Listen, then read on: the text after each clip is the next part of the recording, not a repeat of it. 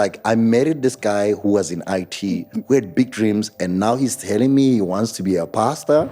No ways. We're not doing that. I'm not going back into that. Sure. I've done it, worn t-shirt. Hey, hurrah, good. hurrah. We still love I the paid Lord, my but due. let's keep I still it love there. the Lord, but let's keep it at love in the Lord. She even went as far as she told her mom that she will never marry a pastor. Because that's how resolute. Yeah. And I'm like, but this is what the Lord is saying to me. Oh, Lord. Says no. And at that moment, I was like, maybe I married the wrong woman. Whew. Yeah. I'm like, Not maybe I'm doing it wrong. No. The church can't be wrong. I'll Yeah. tell you a silly story. When we started, I said to the church, don't call me pastor. Just call me Koketso. That's me. Guys, just call me Koketso. Yeah. That's who I am. Yeah. Because I was orientated in a white church. Yeah. So now it's a black congregation. Yeah. Nah, Like, they I'm failed. Muruti, Nah, no. Muruti. So everyone calls me Muruti. Yeah. And I got used to it. And some months ago, some guy was new in church and says, Shoko Gates. Everything was like in my head, I was like, is it talking to me? Is that do you Do you know who I am? Yeah. And you see, and after that, I was like, I was the guy who said people must call me by my name. Now, I'm pelang on 5 years. our baby was born on the 7th of February 2020. Sure. Couple of weeks from lockdown. The company has tanked like it's bad. The church, we're about to launch. I'm moving with my in-laws. So the ego is gone. The money is gone. Those are the formative, humbling moments. Yeah. You know. And so moved in with the in-laws. Then we started the church on my phone. Yeah, on Put Zoom. my phone there on Zoom. And then we did Facebook Live on Sundays. And that's how Mmuso Church. Hello, Wisdom and Wellness family. Welcome to season 7 of our podcast. I'm so excited for how this year is going to turn out. As you heard in the first episode, we are dealing with flourishing through the fruit of the Spirit. And of course, we're in February and we are talking about self-control. Don't worry, the whole episode is not going to push you into discipline, but we've got, I guess, a friend now. Yes. I never thought in my life I'd be friend with a Mruti. We've got Pastor Koketso, a leadership coach, speaker, pastor, founder of Mmuso Church, which has actually grown from 12 to 2,000 people in just 4 years. Yeah. Sit with that. And he's got the Mmuso worship. You know their songs. He has led teams in listed companies such as Unilever and has spoken on global platforms such as the Global Leadership Summit in Chicago. Most importantly, he's a father, a husband, and a friend. Pastor K. Yeah, there we go. Sure. How does it feel listening to your whole? And I've summarized, I've cut it short. It's surreal. Okay. It's surreal in the sense that, look, we dream as we're young people, and we're like but somewhere in the back of our minds, we don't believe it, right? And when it happens, you're like, so this is me? Yeah. It's still surreal. It's still surreal. I still can't believe it. But hey, God has done it. We're here, and we're friends now. We're friends now. Yeah. But I was actually, as you're speaking about, as kids, we dream about these things and then they happen and then you realize, I was thinking this morning, so I was on my 5 a.m. walk because life requires me now to walk at 5 exercise at 5 a.m. And but I love that time of day, and I'm just thinking of all the responsibilities of the day and the week, and I'm just trying to play, and I feel like, oh man, it's a lot, and then it's as if Holy Spirit whispered to me, and he said, now you understand why you have to wait for something. Yeah, because if it came earlier, you would not have had the capacity to handle it. No. And for most people who are in their waiting season, it sounds like you are speaking with a silver spoon in your mouth. Yes. Yeah, it sounds like Mpoomy, Just 'cause you got it, just because you got it, you can say that. You're like, no, man, in hindsight is sometimes the best teacher. Yeah. Because then you realize that, sure, if this had happened 4 years ago, Would have lost it. I would have lost it. Or lost me. My mentor said to me, Koketso, success is going to test you far worse and far more than failure ever will. And when he said that, I was like, you see, you're successful. Let the success come. Yeah. Now God I'm like, me. God, let's just slow down One a little step at bit. a time. Yeah, one step at a time. Yeah. Your favorite line, a kid from Kuruman helped by God, There right? you Did go. I say it Because- correctly? Yeah, Okay. you did. What is so significant Yeah. about that? I don't think it's a phrase that just rings nicely, but I think for you, and I'm assuming that I think Yeah. it always reminds you. Yeah. But what is so Yeah. significant about a kid from Kuruman helped by God? I think, Mpoomy, I am an A-type personality leader. You know, yeah. And I do things. I'm a bulldozer. I move. That's me. And the one thing that I made a vow to God, Yeah. that whatever you do in my life, I'll never make it about myself. Oof. I will never make myself at the center of what you are doing. Yeah. And so every time I say a kid from Kuruman is to remind myself, in the grand scheme of things, who am I? I'm just a kid from Kuruman, helped by this guy. Yeah. It is God who has enabled me to do all these things. So it's more a reminder to myself as things are getting bigger, Yeah. as things are getting, more impact, more influence, just to say, hey, man. And it's not looking down on self. Yeah. I understand my power, but it's putting that power under submission to Yeah. God. It's humbling yourself. Humbling myself, Yeah. because the Lord says, humble yourself. Yeah. And I Yeah. will lift you up. And if I keep my end of the bargain, he keeps his end. And Jeez. he's done it until now. For context, I don't know what Kuruman looks like. I Yeah. did grow up in Kuruman streets in Middleburg. Oh, but is it? Yeah. But just for context, what did Kuruman Yeah. look like? What were the opportunities? Because I think sometimes we look at people Yeah. who've established themselves in a city and we think, they've always had Yeah, access. They've yeah, always seen this. But yeah. just how was your upbringing there? What kind of town was it? So you know those towns, there's one street? Yeah. No and all the McDonald's, shops- none of that. No, McDonald's just came Yeah. now. But when I was growing up, it's one street, you have a KFC Yeah. and that's it. Okay, you at least know? you had Yeah, we had a KFC. Yeah. Yeah, we had a KFC. It's a mining town. So it has a lot of mines. Sure. But it was a small town, in terms of just population and everything, mostly rural areas around there. I was raised by my grandmother. Okay. Because both my parents just decided that, hey, we're going to make a baby and dump him and just go away, right? Okay, we're going to get back into that. So, but my grandmother would turn in a grave if I say I was struggling, because I was not. She was a nurse. Sure, And when you are in the township, Yeah. when you are in the township Yeah. and your mom is a nurse, Yeah. you are the one who is a little bit, well doing. So, but the dreaming is limited because of what you can see. Yeah. Your scope of dreaming is limited because everyone finishes matric and they go to the mines. Yeah. That's all. Everybody does that. But I just, as a boy who was dyslexic growing up, I just always knew there's more. There's something more, yeah. There's something more, and I want it. Sure. And yeah.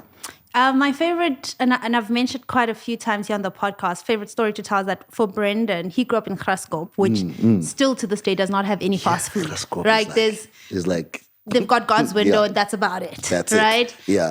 And for him growing up, his dream was to drive a Golf, full stop. Sure. Because that's the only, as far as your eye can see, right? And that's all he could see. The guys who are making it in They are Graskop, they're driving a Golf. Yeah. And that's full stop. The goal is I Sure. grow up, I drive a Golf. So for you, what was, and I know you A-type personality, Yeah, so there's yeah. probably a little more reach. But for you, what was the dream before you realized that you could dream a little more? a car that has cruise control. Okay. I'm telling you, like. Why? What did the people with cars with cruise control do? I had a friend who had a Polo, and the Polo had a cruise control. Okay. And I was just fascinated by the fact that, you can just press that button. And that's then it. and you just go. Lord, if you don't do I was anything else in life. I was like, the day I have a car Yeah. that is cruise control, Yeah. I will know That I've I've made it. I will know that I've made it. Have you made it? A little more than made it. We thank God. So you've shared that you were a youth pastor. From what age? So from 2010, so I'm old now. Almost. Yeah. Sigbambanga. So I was at 2010. Okay. Which was how many years ago? 15 years ago? Yeah. Yeah, so I was 22. Okay. So becoming a youth pastor, was that intentional or did it happen to you? And what did that phase of your life teach you? It happened to me. Okay. Because I studied IT at a fly-by-night college. Oh, wow. Yeah, guys, listen. I'm writing a book. Okay. All these things are in there. Okay. I studied IT at a fly-by-night. You're writing a book? Yeah. That. Oh, yeah. So Yes. I'm writing a book. So I studied at a fly-by-night college. I'm coming from Kuruman. I come to Pretoria. I don't know the difference, right? So I see register for 300. I'm like, yeah, that's me. School, yeah. I have 1,000, 300. So, Gotcha. So I studied there. 2 years into that, then I realized that the school is not registered. Sure. Right? But I have this diploma. Oh, man. And I then asked for a job at the same school.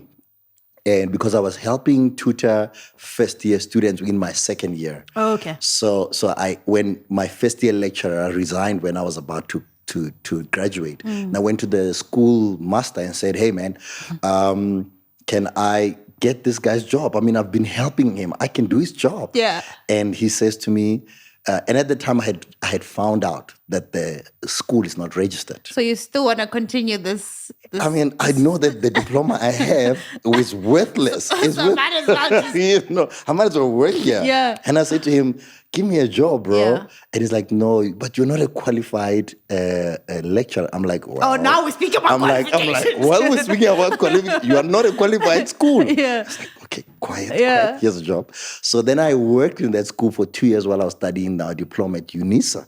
So what they were paying me at the school, I then studied IT at UNISA. Then I worked as a programmer. But as I was working as a programmer, I started leading youth at church. And it was just incidental. I joined the church 6 months into it. I went to the leadership of the youth and said, can I have a chat with you guys?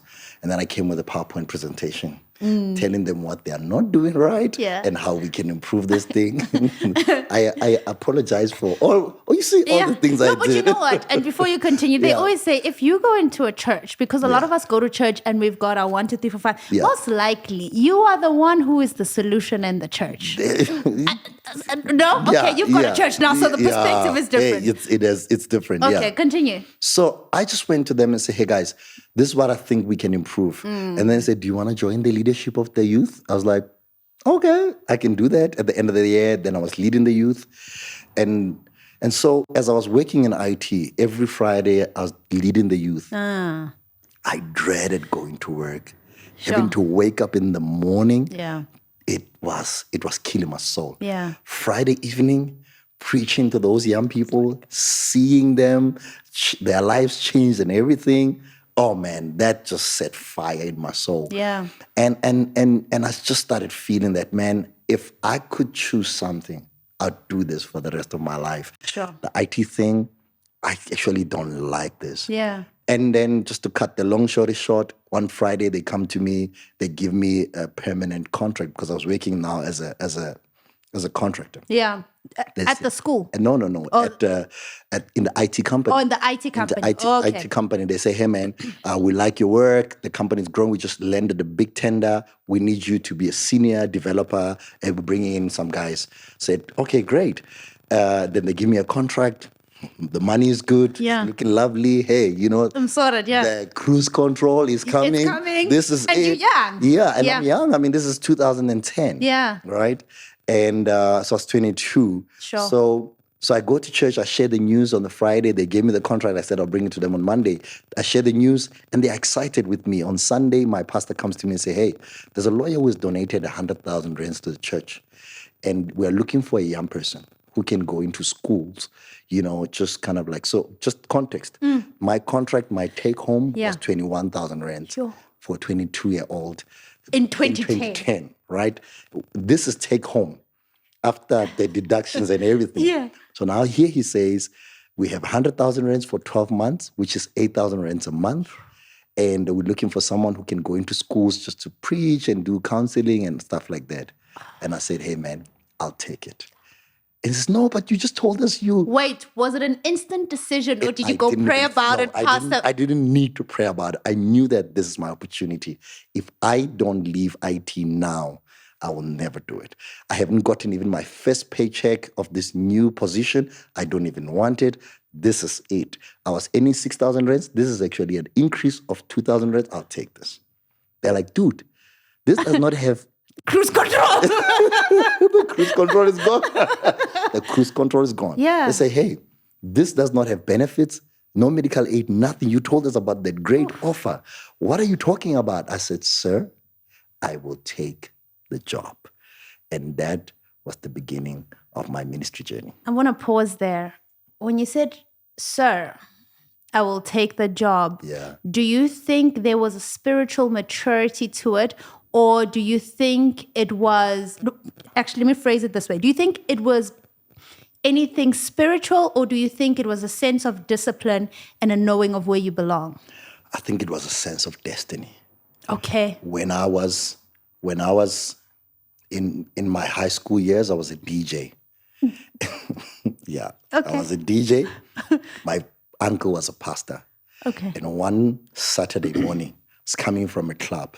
I was in the spirit, not the Holy Spirit. Yeah, the other spirit. Yeah. So I came in, and 5 a.m., I'm walking and I'm trying to find my balance, and I find him praying outside.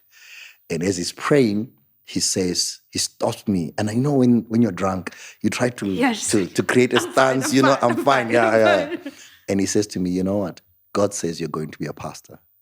I'm like, dude, I'm drunk. I'm smelly. You don't even know where I come from. I've just done some unholy things.